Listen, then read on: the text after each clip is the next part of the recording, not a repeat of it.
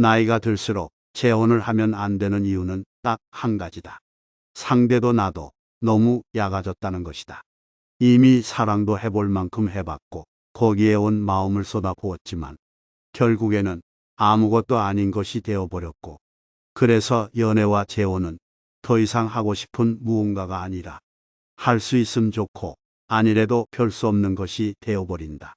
마음을 다 주지 않고도 사랑하는 법을 알게 되었고, 심각하지 않게 편하게 연애를 하는 법도 배웠다.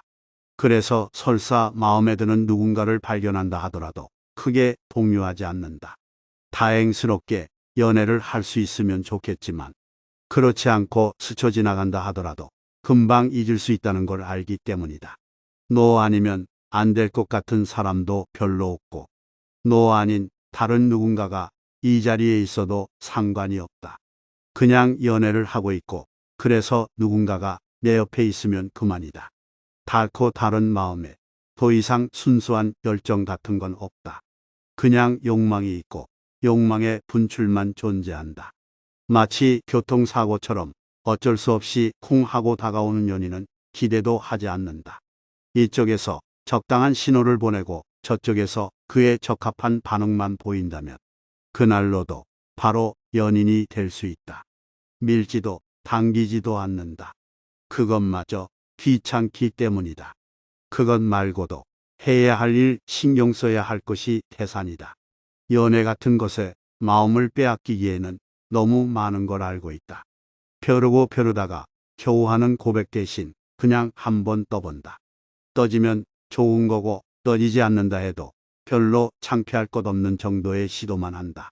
나이가 들수록 점점 이렇게 그냥 한번 들이밀고 보는 사람들이 많아진다. 아무도 연애를 심각하게 생각하지 않는다.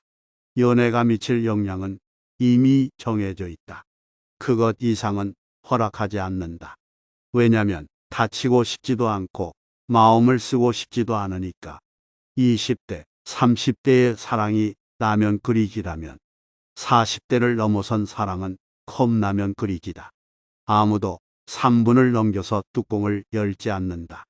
그리고 모두들 딱 3분만 기다린다.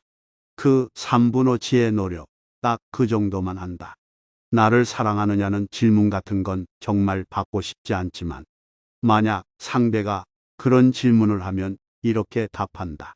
나랑 잘 맞으니까 라고 말이다.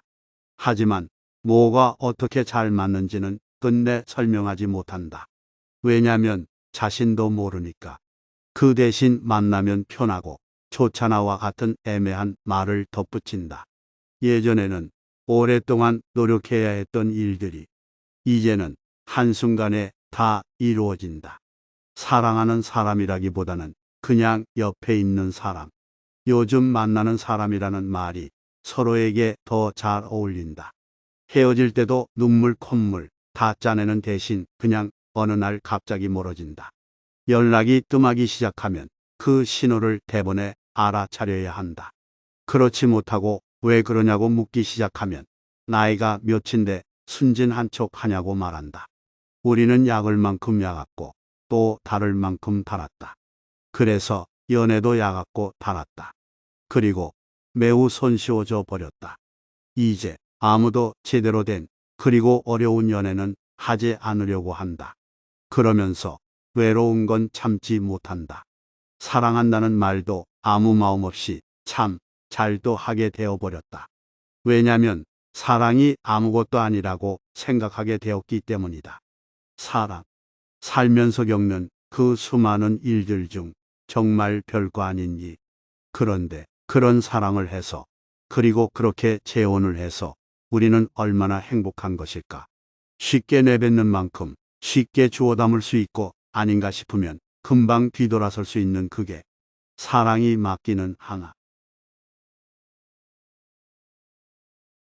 중년의 연애에 있어 감정이나 느낌도 중요하지만 그보다 더 중요한 요소들이 산재해 있다. 만약 이제 막 돌싱으로 데뷔한 경우라면 어떻게 생각할까? 아마도 연애의 감정 따위는 개나 초벌이라는 식이 될 것이다. 결혼과 이혼이라는 과정을 거치면서 느껴야만 했을 형언하기 어려운 지난한 과정들로 인해 가슴 밑바닥에 엉어리져 쉽게 풀리지 않는 시퍼런 상처와 흔적들. 이러한 것들로 인해 새로운 인연을 만들기란 결코 용이한 일이 아닌 것이다. 그렇게 결혼이라는 틀에 얽매여 한 번 지루하게도 겪어본 아픈 경험들 때문에 더욱 조심스럽게 여겨지는 것은 당연한 것이다. 대부분 중년 돌싱들의 경우 어느 정도 제압가림은 한다고는 하지만 애들의 그늘에서 자유로울 수 있는 처지도 못 된다. 사람은 돈의 위대함도 여실히 깨달았고 이것저것 무엇이 더 중요하고 덜 중요한지도 알게 되었으니 이번엔 신중을 기하지 않을 수 없는 것이다. 그러다 보니 특별히 경제적 여건을 고려한 탐색전은 집요해질 수밖에 없게 되고 이런 것은 대단히 중요한 요인들로 작용하게 된다. 이러한 경제적 요소나 여러 가지 환경적 요소들에 의한 많은 제약이 따르기에 여간한 배짱 없이는 연애를 위한 연애를 하기란 버겁다는 이야기다. 그러나 분명한 것은 중년도 꿈꾸는 로망도 있고 좋아하는 스타일도 있다. 그러나 많은 경험들을 통해 대상의 기준점이 청춘들과 많은 차이를 보이게 된다는 이야기다. 이런 아픈 이야기도 있다. 첫 번째 아내와 2년 전 사별한 40대 초반의 남자는 탄탄하진 않지만 무난한 직장 생활을 하고 있으며 자신의 소유권을 가진 33평짜리 아파트에서 6살 배기 딸을 혼자 키우면서 나름 어려움 없는 보통의 행복을 누리는 평범남이었다. 그러나 이런 돌싱 중년들이 겪는 고독의 밤은 당신의 첫날만큼 길지 않겠는가. 그러다 보니 직장 내에 함께 근무하던 비슷한 처지의 돌싱녀와 불이 붙었고 결국 두 사람은 산사에서 양가의 가족들만이 지켜보는 가운데 조촐하게 결혼식을 올리고 허니문에 입성하기에 이르렀다. 건강하고 심성도 모나지 않고 착한 데다 성실하기까지 한 남자였기에 주위의 많은 사람들이 그들의 결합에 대해 축복을 아끼지 않았다. 그렇게 2년여 가량을 행복한 부부의 전형을 보이며 남들의 부러움을 사기도 하던 부부가 어느 날 느닷없이 이혼을 한다고 했다. 이혼 사유는 성격 차이라는 것 외엔 다른 이유도 없었다.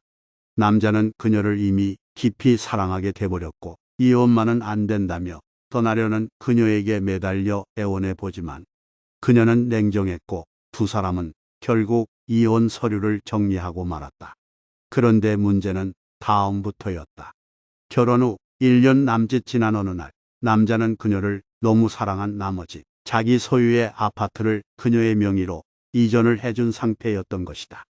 남자는 그녀의 뇌세적이며 달콤한 유혹과 온갖 아양으로 집요하게 농락하는 그녀의 부탁을 차마 거절하지 못하고 아파트 소유권을 그녀 명의로 이전해 버린 것이라는 이야기다. 남들은 알지 못하겠지만 그동안 남자를 얼마나 베갯머리 송사로 꼬드기고 여우짓을 했으면 그렇게 자신의 아파트를 명의 이전해 줄 정도였을지 짐작할 만한 것이다. 아무리 생각해도 그녀는 평범한 여자가 아니었던 것 같다. 소위 말하는 꽃뱀이 따로 있는 게 아닌 것이다. 그리고 결국 남자는 자신의 전 재산인 아파트를 그녀에 대한 사랑에 걸어버리게 되었던 것이다.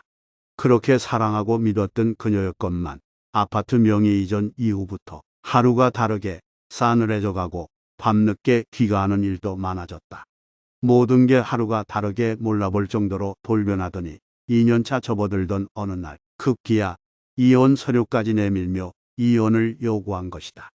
남자는 그녀가 내민 배반의 쓴잔을 깊이 들이마시면서도 아직도 어리석게 그녀의 회심을 기대했는지 아니면 자신의 어리석음에 대한 자조였는지 그녀가 내민 이혼합의서의 내용을 그대로 받아들이며 도장을 찍는 어리석음마저 감행하고 말았던 것이다. 그렇게 그녀가 떠나간 한 달여 후 갑작스런 법원의 집행명령서를 받아들고 나서야 자신의 어리석음과 미래의 암담함을 깨닫게 되지만 이미 때는 늦어버린 후였다. 결국 남자는 어린 딸내미를 데리고 되도록 먼 곳으로 떠나와 작은 단칸방의 오피스텔에서 다시 인생의 2탄을 준비하며 가슴에 시퍼런 불신과 배신의 상처 자국을 안고 살아가고 있는 것이다. 전해 들은 얘기로는 남자가 그 집에서 나올 때 딸내미 물건과 자기가 입고 있던 옷 말고는 어떤 물건도 가지고 나오지 않았다고 한다. 아마도 배반의 장미에 침을 뱉듯 자신의 어리석음에 대한 자괴감 때문이었을 것이다. 다시는 사랑 따윈 뒤돌아보지 않겠다는 처절한 자기 다짐의 표현이었는지도 모른다.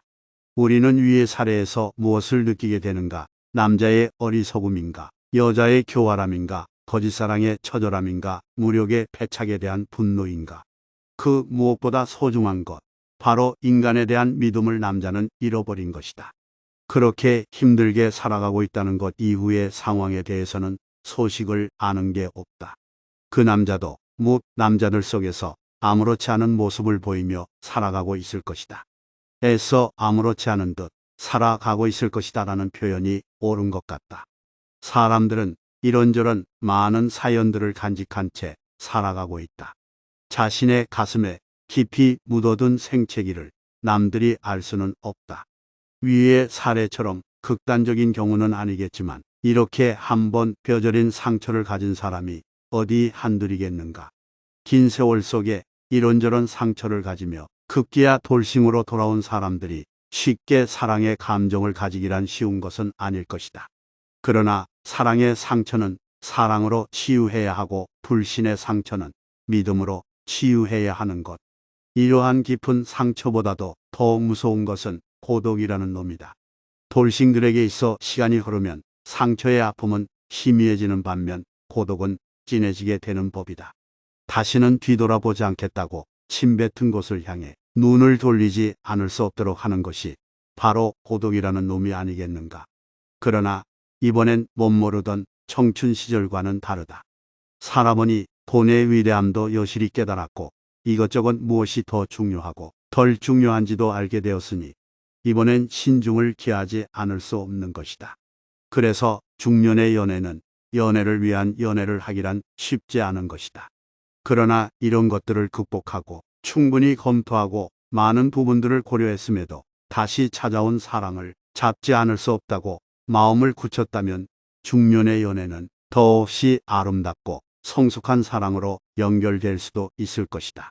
돌싱을 가리켜 자유의 새라고 하지만 정작 지난 과거의 족쇄에 얽매여 정신적인 구속에서 벗어나기란 쉬운 일이 아닌 것이다. 그러나 과거라는 족쇄를 풀게 될 때 보다 완숙한 사랑의 세계로 업그레이드 할 수가 있을 것이다.